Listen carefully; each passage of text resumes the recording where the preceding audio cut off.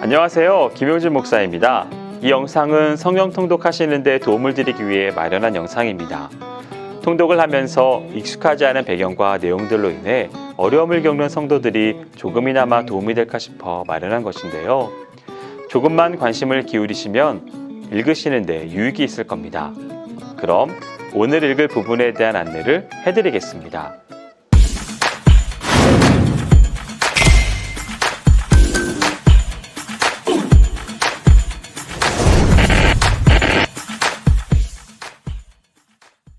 오늘 읽을 본문은 출애굽기 36장에서 38장까지입니다.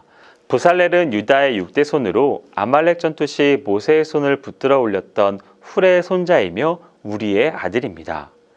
그는 성막 제작의 수석장인이며 주조 기술자였습니다. 뿐만 아니라 공사의 전체 공정과 모든 기술자를 책임졌습니다.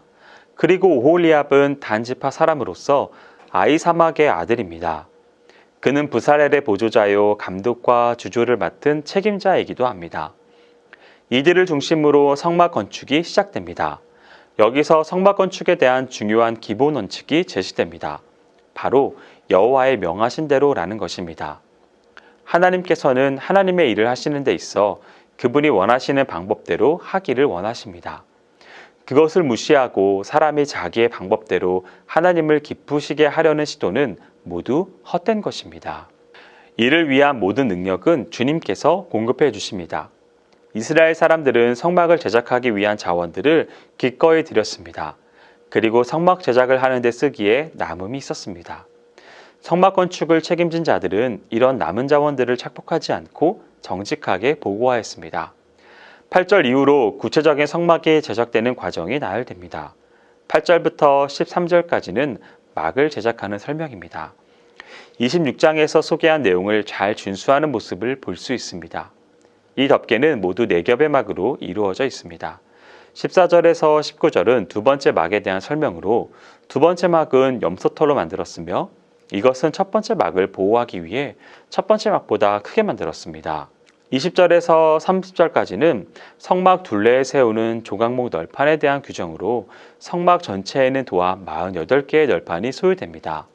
성소와 지성소에는 장이 쳐져 있는데 장으로 가린 것은 하나님의 영광과 거룩하심을 드러내기 위함입니다. 성소와 지성소를 휘장으로 외부와 엄격히 차단함으로써 하나님의 거룩성과 영광을 온갖 세속적이고 죄악된 요소로부터 온전히 보존토록 하였습니다. 정해진 시간에 정해진 사람이 정해진 예물을 가지고서 정해진 방법으로만 이 휘장 안으로 들어갈 수 있었습니다. 그 모든 조건 중 가장 필수적인 것이 바로 희생제물의 피였습니다.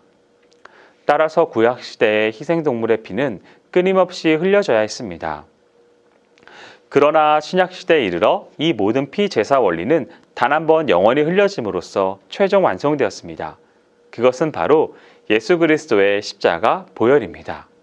1절부터 9절까지는 성막에서 가장 중심적 기물이라 할 수 있는 법궤가 제작되는 장면입니다. 특히 법궤의 뚜껑 부분을 차지하는 속죄소에 대한 상세한 기술은 법궤가 지니는 상징적 의미 가운데 속죄적 기능이 크다는 사실을 시사해 줍니다. 이 속죄소는 쉬운 소라고도 일컬어지며 이는 하나님께서 범죄한 인간을 찾아오셔서 그의 죄를 완전히 덮어주시는 은혜와 화해의 장소임을 반영한 명칭입니다. 10절부터 16절까지는 진설병상 및 그에 딸린 여러 부속기구들이 제작되는 장면입니다. 진설병은 항상 이스라엘 전체를 의미하기 위하여 12개가 상 위에 진설되게끔 규정되어 있습니다. 이는 곧 하나님께서 허락하신 은혜에 대하여 온 이스라엘이 감사하는 표시이며 백성들의 온전한 헌신과 또한 생명의 근원이 하나님께 있음을 신앙 고백하는 상징적 예물입니다. 25절 이후는 성소의 기물 중 마지막 부분에 대한 기록으로서 거룩한 향과 기름에 관계된 물품들의 제작 과정을 다루고 있습니다.